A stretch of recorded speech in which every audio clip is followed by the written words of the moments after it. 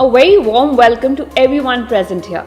I'm your host, Pooja Marathe, consultant, nutritionist and lactation consultant at KIEL Secunderabad. Today, we are having an amazing panel discussion with esteemed gynecologists, and today's topic is preconception to trimester 1.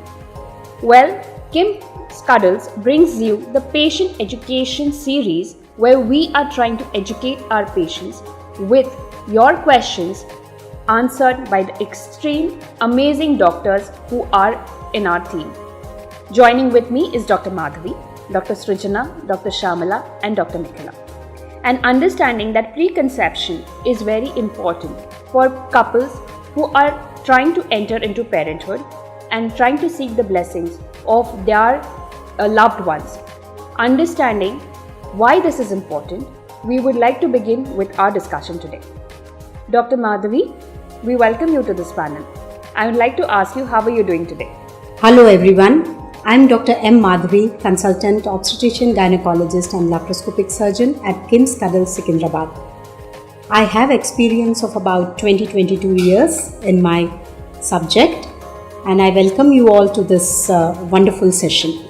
Hello, I'm Dr. Srijana, consultant obstetrician and gynecologist, and I bring you all greetings from KIEL Secunderabad. Hi everyone, this is Dr. Shamala, consultant obstetrician and gynecologist, KIEL Secunderabad. I welcome you all. Hello everyone, I'm Dr. Nikila Reddy, consultant obstetrician and gynecologist, laparoscopic surgeon and a cosmetic gynecologist from KIEL Secunderabad. So when we have such amazing panelists, let's begin with our first round of questions.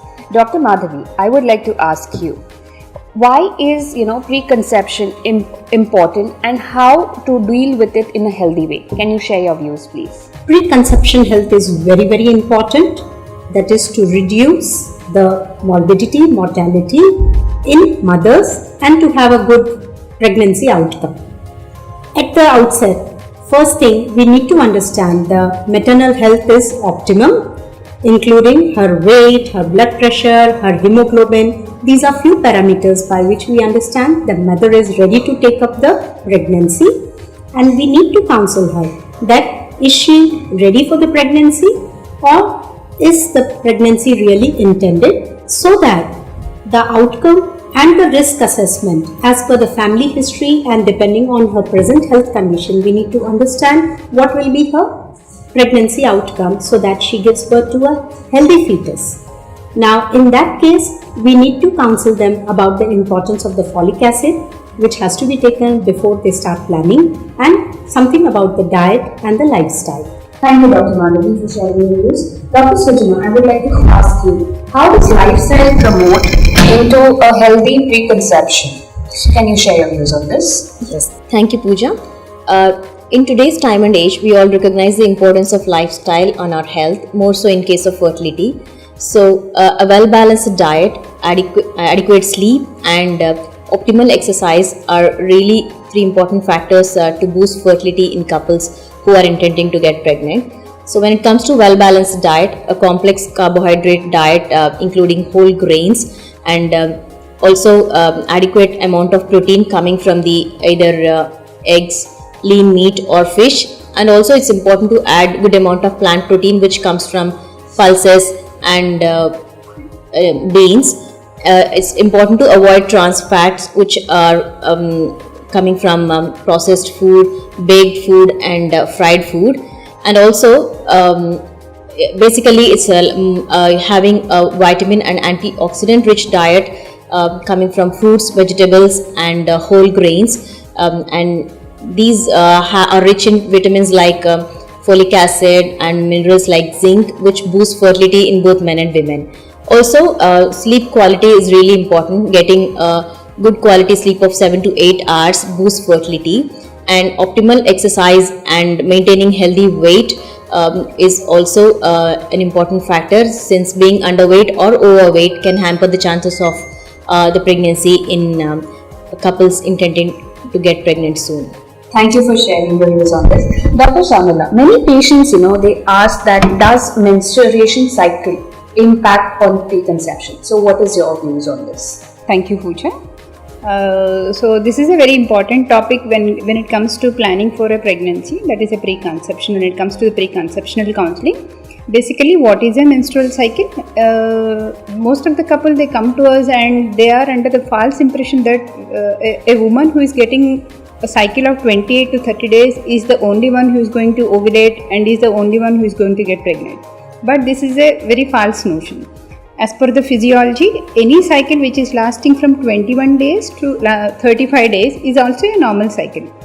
What is the importance of this menstrual cycle? Because we need to understand whether we are ovulating or not to get pregnant, right? So when a couple comes to us and asks which are the best days for us to get pregnant, please tell us, doctor. So usually as per the physiology, it is only before 14 days of the expected period we are supposed to ovulate in that cycle. Okay, so we exactly can't time which day are you ovulating. Got my point? So you have to, we always tell the couple that around the time of ovulation, at least in the midweek, on the alternate day, if the husband and wife are having unprotected intercourse, the chances for them to become expected parents is little higher.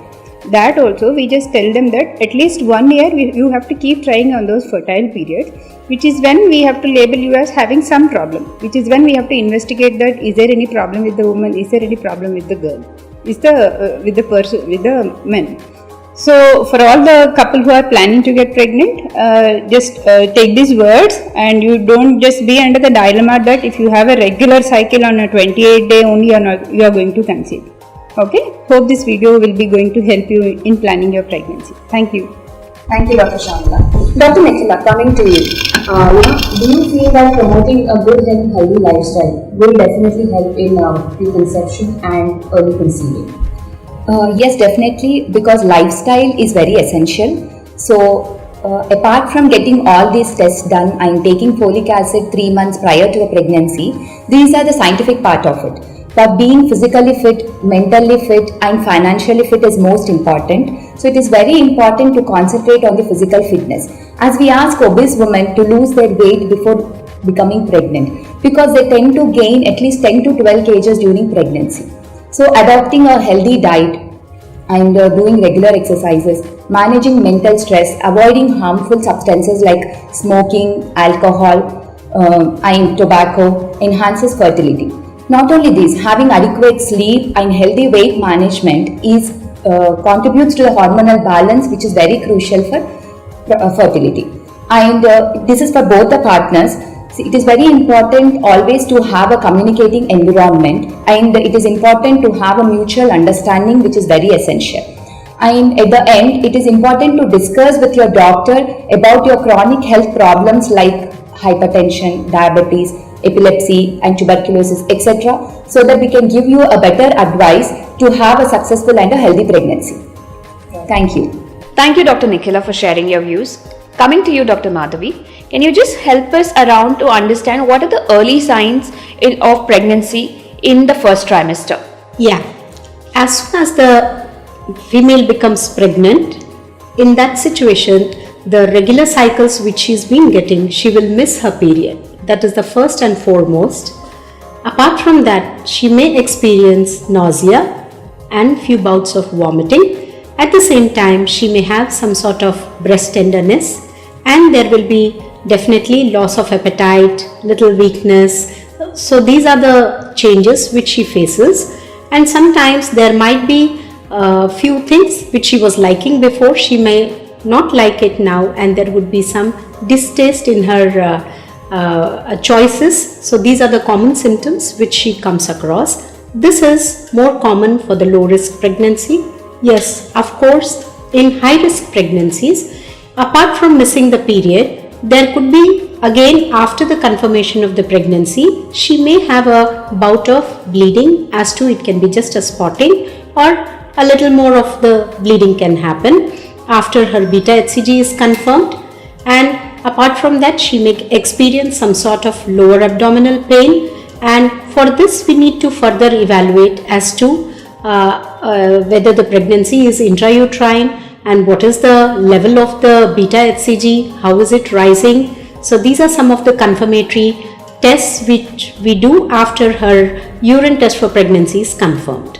Well, that's amazing to know. Thank you, Dr. Madhavi. Well, coming to Dr. Srijana now. Dr. Srijana, can you tell us what are the lists of prenatal tests which need to be conducted, especially during the first trimester, and for the patients to understand that these are more valuable? Yes. In the first few consultations with your gynecologist, the pregnant women will have a detailed history taken and a detailed examination done on her. Apart from that, there are few tests, especially blood tests and urine tests, which will be run, and an ultrasound scan will be run. The blood tests include a complete blood count, checking for the thyroid levels, and a blood grouping and typing, and a complete urine examination, as well as screening for certain infections like HIV, hepatitis B, C, and syphilis to prevent the transmission to the baby. And and also an ultrasound scan will be done to check for the baby well-being, to see if the pregnancy is there in the uterus or not, and to check whether there is a heartbeat for the baby or not, and whether it is a single pregnancy or a twin pregnancy. So all these can be recognized in the first scan. And a pap smear will also be offered to the women who has not done a pap smear in the recent past. And at the end of the first trimester, that is between 11 to 13 plus weeks, there's a test we call combined screening, which is a combination of a maternal blood test and a ultrasound scan. So these can be done to identify if the baby has any increased chance of having a chromosomal abnormalities like Down syndrome and other trisomies like trisomy 13 and 18, and also a few birth defects can also be detected in this first trimester scan.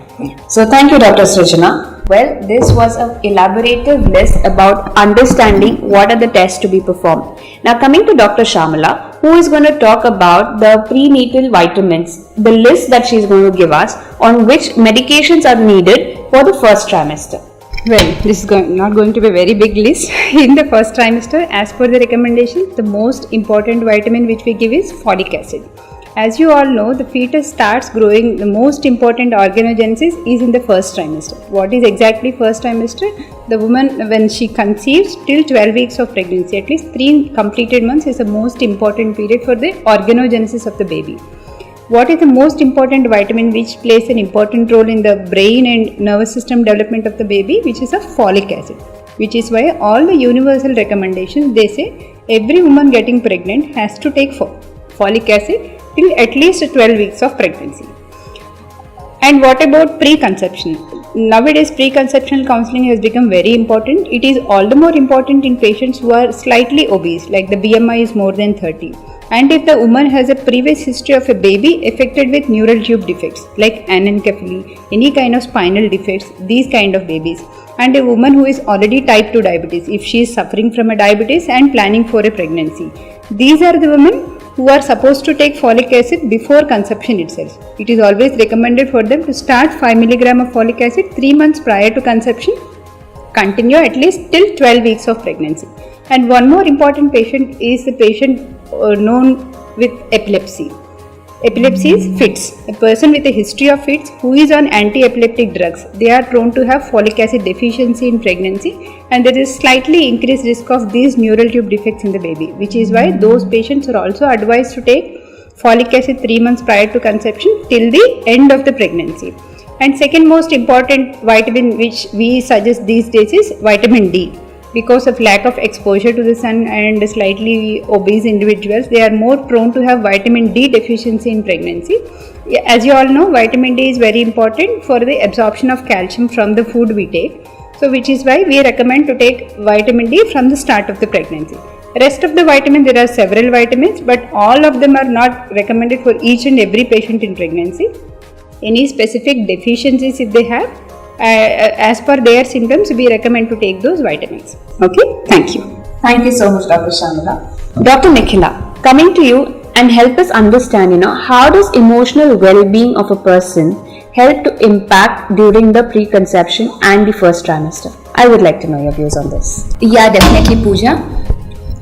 Pregnancy hormones not only affect your emotions as well as it also affects your body. Managing with inadequate sleep and physical discomforts are overwhelming at times. At times you might also have unpredictable mood swings but these are normal, we say. But sometimes you might need attention towards these mood swings. But we say that high stress levels during pregnancy might have low birth weight babies, or also could lead to early preterm births. So having mindfulness of positive thoughts always boosts your confidence. Thank you. Well, that was a wonderful, answer that all the doctors have given to this wonderful question and the panel discussion that we have had. We come to the end of this first session, and we will be getting you more about patient education on how to continue during the second trimester, third trimester. Well, to conclude, I would like to say educating a patient is very important from the very beginning, so that they are well aware to take care of themselves, and the helping hands who is their first family members, their relatives who do come along for consultations, they are also made aware about how the things are going to be progressed. We at KIMS Cuddles Secunderabad, with the expert team of gynecologists, are here to resolve to your problems, helping you, holding hands together for your journey of parenthood to be successful. With me signing off, Pooja Marathe as the host for this session today. Thank you so much for your patient listening.